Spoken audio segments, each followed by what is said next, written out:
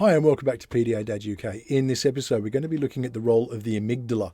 It's a part of our brain, and we're going to look at how it affects autistic people.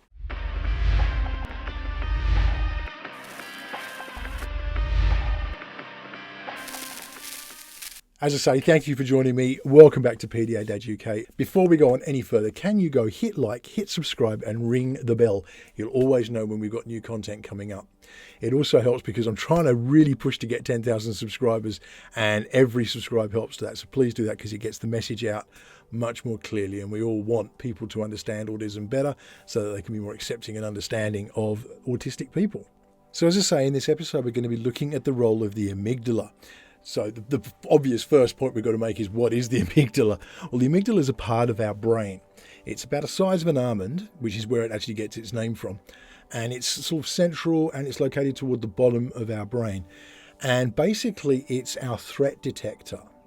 So you'll recall we spoke in previous episodes about the role of the polyvagal system and how it affects the interaction that we have with threats around us, and reacts to trauma and stuff like that. And it's why a lot of autistic kids will have we consider irrational fears of things. And it all plays back to the role of the amygdala. So when we sense danger, it's our amygdala basically acting and playing that role, communicating with the rest of our brain to allow us to understand that there is a threat present. And it also plays a role in our emotional state and, of course, our fears, because fears can be directly related to the presence of threats. So that's how it all sort of plays into the role of how we function, how we detect our threats, what we do, how we respond, and where we go with that. And if there is the best example I can give is, for me personally, I have a fear of spiders. Now, this fear of spiders wasn't always there. I was bitten by a spider back in Australia and spent 3 days in hospital after a redback bit me. And it was one of those roles that obviously it's played a role in. My amygdala has identified the threat, and it now processes that as a much bigger threat than it probably really is. So any spider, and in the UK here, there are no harmful spiders, or certainly not that are going to really cause any danger to me. However, in Australia, there's a lot of very deadly spiders. There's the funnel web, there's the redback. The redback isn't a deadly spider, but it makes you very sick. It can be very harmful to young people. But that event has processed, and it's formed itself as a trauma, if you like, that my brain responds to. So when I see a spider now, it brings back the emotions and the fears that I have as a result of that event, and it makes me respond in a way that is, I'm going to avoid that danger. Another example is, I remember when I was a teenager, I was just taking a walk, and I had my headphones in, listening to heavy metal, walking around. And because the headphones were in, I was sort of unaware of the sound, and the song died out, and I heard this ferocious barking, really ferocious, and my whole body was, whoa. And it was what ended up being was a tiny corgi dog running up a driveway that was gated. He had 3 legs, the poor thing. But it was the tone really triggered my, whoa, what is that? Now, I don't have a fear of dogs now. That was processed probably a little more rationally by my brain. But that's the role that the amygdala plays. It senses danger.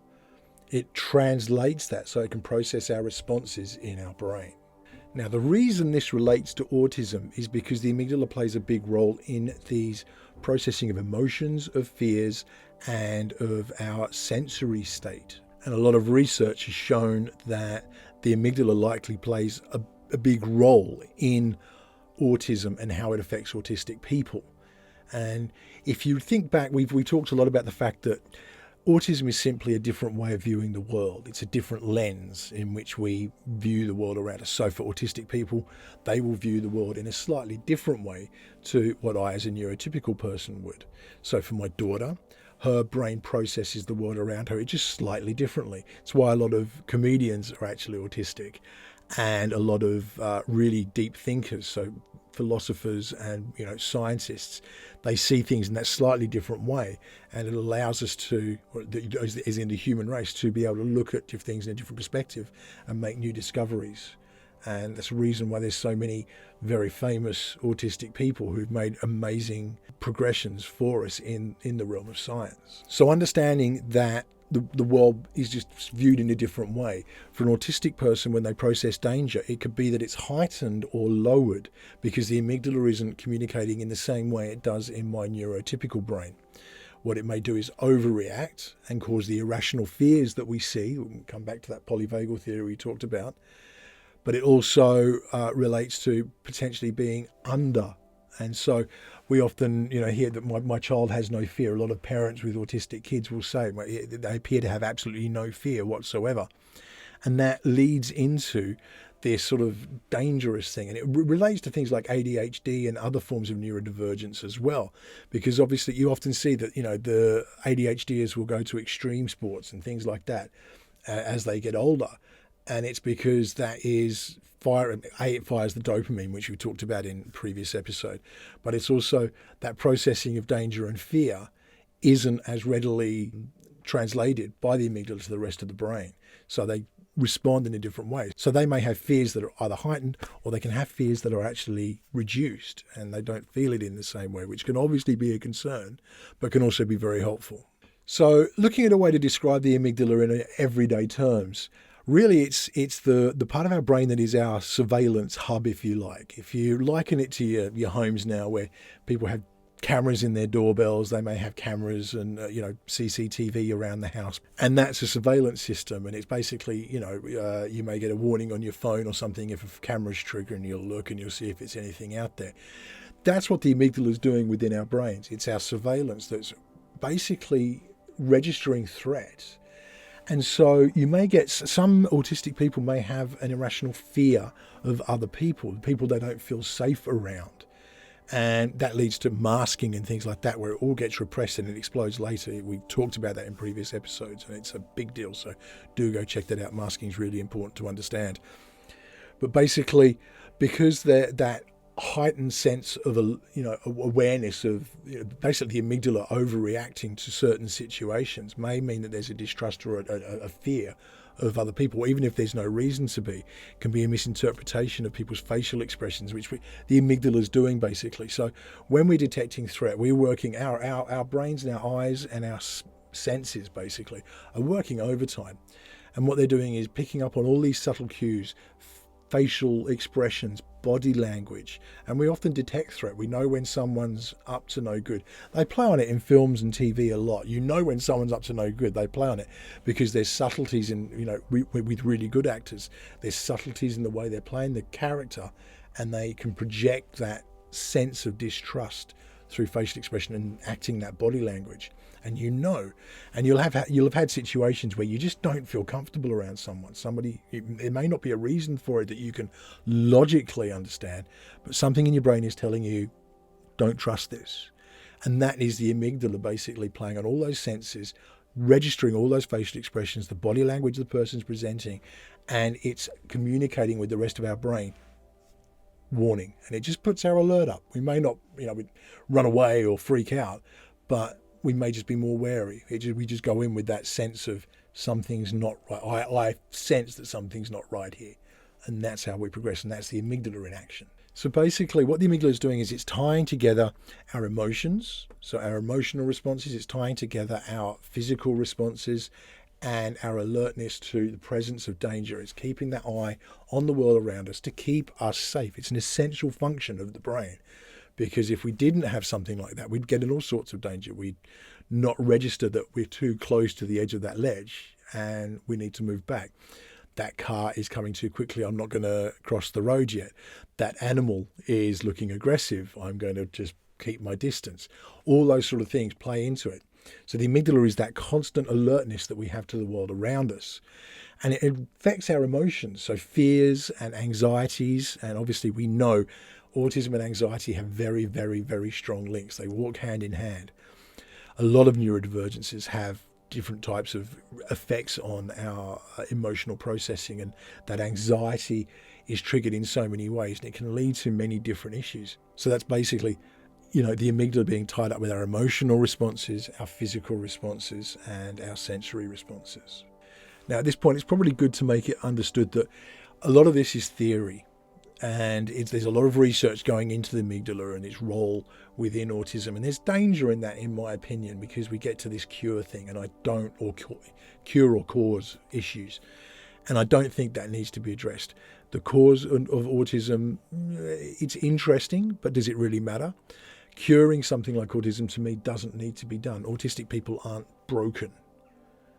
I know many autistic people, and they're the most amazing people on earth, in my opinion, and therefore that doesn't need to be changed. And if we were to eradicate autism in that way, so we're going to eugenics kind of thing, if we were to eradicate it, we'd lose so much of the progression of the human race, because a lot of that has come from neurodivergent people who are making these discoveries, as we discussed before, because their brain just functions that bit differently and sees the world in that different way that we need to be able to do. If we're all blinkered with the same perspective, then we suffer as a human race. So basically, the research that's been taking place is really going into how the amygdala develops, particularly in early years, but in later years as well.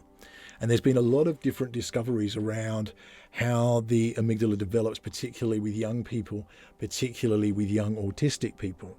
And they can liken this, basically, if someone is to suffer damage to the amygdala later in life, they will often develop similar traits to autistic people. So, and that can be across that whole broad spectrum of different traits. So it could be that, we've already talked about, heightened senses to danger, reduced sense of danger. All those things can be basically attributed to damage to the amygdala. And in fact, when they've done tests with monkeys who've had damage to the amygdala, what they've actually noticed is that they'll quickly lose their ranking within the social order of the group. So where they may have been, the big dog, so to speak, big monkey, I don't know. But basically, if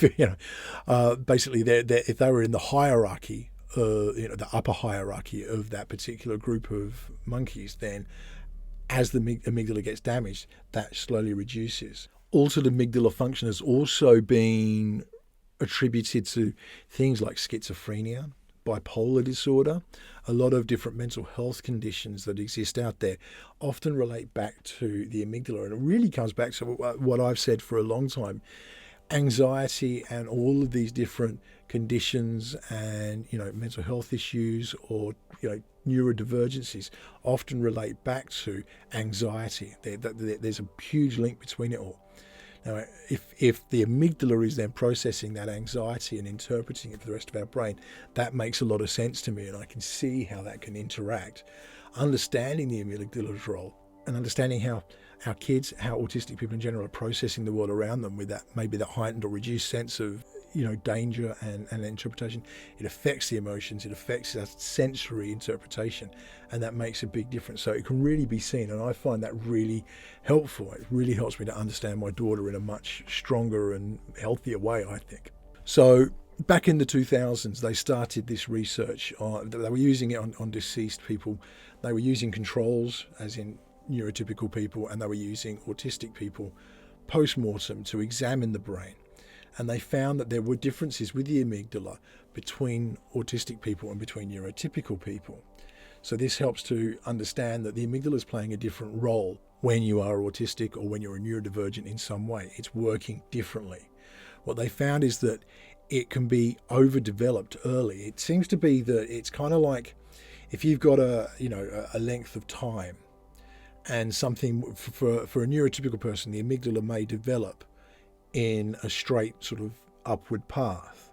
What they're finding is with a lot of autistic people and neurodivergent people, it's developing early. It's got more neurons that are actually firing and creating the responses that the rest of the brain interprets. And that's happening sooner, and then it seems to ebb off. So at the sort of end point, if you like, there are differences still, but it's more within the same region for both autistic and neurotypical people. They're finding that with young autistic people, there's definitely a link between the development and the fast development of the amygdala in early years that can be a contributing factor to the traits that we see represented by our autistic kids. So to put that simply, basically, the amygdala develops over a longer period of time for neurotypical people into adulthood, whereas it develops very quickly and early and then can either taper off or just remain on a constant over the period of time of childhood for autistic people or neurodivergent people. Now, something my daughter often struggles with is facial expressions. So she will find it difficult to detect the expression that I may have. If she's doing something wrong and I'm progressively getting more annoyed, she won't detect it till I've hit, 7, 8 or 9 or 10. Whereas my son, who is neurotypical, I only need to give him a glance of back off and he'll put it away or whatever it is. My daughter won't do that. And early on, we did a lot of work with sort of showing pet cards, if you like, of different facial expressions and getting her to sort of learn and understand the basics of emotions reflected in people's expressions. Now, that relates back to the amygdala, because the amygdala is processing basically, as we said, facial expressions and body language, and it's relaying that to the brain to give that sense of danger or that sense of safety. And if that's not being communicated effectively, it can lead to those overreactions or underreactions to dangerous situations, dangerous people, or dangerous, animals or whatever. That sense of fear is affected. So a lot of the time, simple facial expressions are something autistic people will really struggle with. What they've noticed as well is that when there's eye contact, the amygdala responds a lot more actively. It fires up a lot harder. Now that's really interesting, because as we've spoken about with sensory processing disorder, which is often a part of autism or is co-diagnosed alongside autism, with sensory processing disorder, eye contact can be physically painful. Now, that would explain to me that if the amygdala is working overtime, it's firing out more information, and the brain's interpreting that as this is not a good thing. So it reflects back as a form of pain. It's why a lot of autistic people won't make eye contact or don't like to make eye contact. And it's another reason why we shouldn't be forcing these things. Eye contact is one of those things that I've spoken about before, but I think is so important to understand that it's a neurotypical social grace, if you like. It's something that we expect. Because for me, I make eye contact. It's how I show I'm paying attention. But interestingly, in a deep conversation, I may go off and think. My eyes went away, but I'll return to making the eye contact because it reestablishes that I'm paying attention, and I sense that in other people. A lot of autistic people just can't do that because of what we're talking about here. It fires the amygdala up. It causes it to go overactive. Brain responds, and it interprets that as a physical pain, or as a very strong discomfort, fear or anxiety. And so they don't like to make the eye contact. So why are we pushing this? It's not a necessary thing. And I think if we can bring that out, and that's something that we can work on with the people that we know who may be autistic, who may be neurodivergent, by not insisting on these neurotypical interpretations of what's socially acceptable, we can make life a lot easier for so many more people. And it's a very simple, small thing we can do. Doesn't cost anything. Has no financial attachments. It's just something everybody can do that would make life and the world so much better for neurodivergent people. And I think that brings us to the next sort of point, if you like, is that the amygdala is part of a bigger picture. Our brain is one big machine, if you like, computer, to put it in, very worldly understandable terms, I guess. The brain is a processing area that has all these different things going on. You've got your emotional responses, you've got your logic, you've got your fight, flight, freeze, all that kind of stuff all taking place. Your thinking, your rationality, your processing, your interpretation, your problem solving, your sense of the world around you, your place of safety, where you should be standing, where you should be sitting, how you do things, your dexterity, all these things being processed. Your breathing, blinking, it's something we do without even being aware of it, but we blink because our brain is actually telling us you need to lubricate your eyes and clear out any potential dirt in there because your eyes are important, we can't see without them. So it has that process going on. Our heart beating, when we need to go to sleep, the release of melatonin so that our bodies can react and know that it's nighttime and we need to be starting to get to a sleep time. All these things play this incredible role, and the brain's working as this one big, massive supercomputer, if you like, and processing all this in fractions of a second so that we can just exist. But it's an amazing thing, and the amygdala is obviously a part of that bigger process. So if you like, it may be the CPU in a computer, the central processing unit. With that function, it's like if you take it away, things aren't going to work properly. If you think of a computer, it's probably a really good example. If you take away some of the RAM, the computer's not going to operate as quickly. It's not going to operate to its full capacity. And when you add that back in, it will then resume to where it was. But if the part of the brain isn't working in a typical way, it can affect how it processes to other parts. So if you think of a car engine, if you like, which is something that, more and more baffling as time goes on because engines got so much more complicated. But the idea is they're basically that all these different parts are working in unison. You've got the pistons pushing the fuel through, you've got the carburetors or, your electronic fuel injections putting air into there so it's oxygen into the engine so it ignites. You've got the way, it affects certain parts, it turns the fan belts. If you take a fan belt out of the car's going to cease to work. If you disconnect the battery, it's going to cease to work. And all these things, if your oil needs changing, your car isn't going to run at the same capacity that it would do normally when you've got clean oil going through and it's being maintained. And it's that kind of thing. All those different things have a really important function within the engine. And so if you take one part out, it's not going to work as effectively. We've had a problem with our car. We have a front sensor on our car.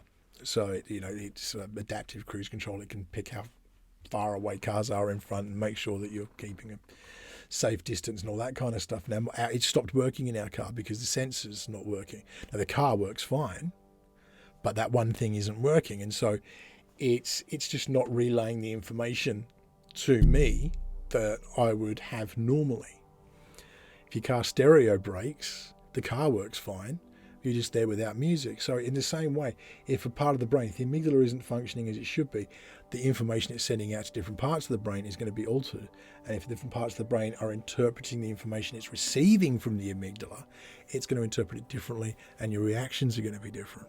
Now, interestingly, this is a part that really fascinated me. When you think about the different functions of the brain, we've talked before about the three parts of the brain and we like it. It was a Star Trek analogy. So you had front of the brain is Spock, which is your pure logic, your rational thinking. The middle of the brain is Kirk, and that's doing all the emotional regulation and the emotional thinking. And the back of the brain is your lizard, which is the flight, fight, or freeze processes. And when an autistic person is in meltdown, basically Spock's gone for a walk and we don't have that communication with logic. So you've purely got emotion and you've got flight, fight, or freeze, your basic instincts kicking in together, and they're responding to each other without bringing that logical process in. Now, interestingly, that frontal cortex of the brain is particularly important in regulating emotions for the amygdala. So it communicates with that and it obviously relies on the information coming back, and these things work in unison. Now, if the amygdala is working differently with a person, so an autistic person or a neurodivergent person, if it's working in a different way or it's not working to the capacity it might need to be, then it's going to misinterpret that feedback, and that can lead to the lack of logic. So it stops communicating, essentially.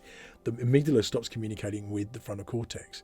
So basically this link between flight, fight, or freeze, emotion, and your logical thinking, it stops communicating. So that's why Spock's gone for a walk, because the amygdala has ceased to communicate with that part of the brain. And so it starts processing only with the emotional and the flight, fight, or freeze. And that to me makes so much sense. And I see it in my daughter so often. When she's in that place, when she's overwhelmed, heading into meltdown, logic's gone. And you can't bring it back in while she's in that place. If you can get in there early enough, I sense the triggers early enough, I can try and re-engage Spock. So it's like, really, something that we often do is if I see it coming, it's like, whoa, slow down. Think about it. What's going to happen next? I'm trying to engage Spock, trying to force her to re-engage that logical perception. So she's thinking about what's going to happen next. If you carry on this, you're going to go into a meltdown. You might hurt someone, you might hurt yourself. It's not going to be a good thing. So what would you like? And playing into the PDA control side of things, what's it going to be like in a few minutes' time if you carry on down this path? Let's bring it back. Let's go outside. Let's take a break. Let's do something. Why don't you pick up your phone and play some Roblox for a while? Do something that is going to regulate, stim in a way, if you like. It's so important. And I see it. So that makes total sense to me. If the amygdala is then failing to communicate with Spock, with that logical part of the brain, it's only going to engage those two things. And once they're in that cycle, you've basically got to sit through the meltdown. You've got to sit through shut down or whatever it might be. You've got to sit that through until the brain starts to re-engage Spock, until it brings in that logical processing. So coming back to anxiety, walks hand in hand with autism. I don't know anybody who is autistic that doesn't have a level of anxiety that plays on their mind and sits there as something that they experience consistently. What's really interesting is that anxiety involves a greater activity from the amygdala, whereas emotional interpretation can often be the reduced activity of the amygdala. And these two things appear to be almost in contradiction if you've got it. So I don't understand it, and this is for far more scientific people than me. But yeah, basically the amygdala can be overactive and underactive in different forms, and that can come back to this neurons, the presence of neurons within the amygdala, often much higher in the amygdala in early years with autistic people and neurodivergent people. So that's basically what I've learned. I've been doing some research on this after it was recommended to me that it would be an interesting area to cover. And I've found it fascinating, and I hope it's been fascinating for you guys too. It's one of those things that I think once we understand more about this stuff, I believe knowledge and understanding leads to greater acceptance and understanding. And we've seen that with, so many different communities when there's been divisions between race, sex, sexuality, all those kinds of things. A deeper understanding, knowledge and learning is often a key to moving past, incorrect assumptions and, biases and prejudices that exist. There's a strong ableism in the world around us to all disabled people, and it comes back to me to a lack of understanding. So finding this stuff out, understanding that the role of the brain in neurodivergence, in neurotypicality, basically the role of your brain in your neurotype is just so important, and it's really, really interesting. And as a result, I'm learning more about my daughter than I ever did before, and I'm able to relate to her and understand her in a way that I couldn't before. Now, I'm never going to know her brain. I'm never going to be able to live her life. I am a neurotypical, and there's, experientially, I can't do that. I don't have her type of brain. But understanding how the brain works and coming to that understanding really helps me to be more understanding when she's in those challenging moments or those difficult moments, when she's feeling overwhelmed. I can now understand why, and it helps me to, be more accepting of where she's at, and also be able to explain it to other people who may not understand. It's a really, really important thing. That's what I wanted to say, basically.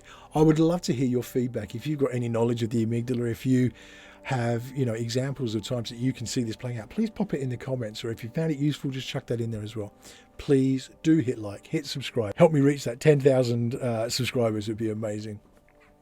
Ring the bell. You'll always know when I've got new content coming on. In the meantime, I'll see you again on the next episode.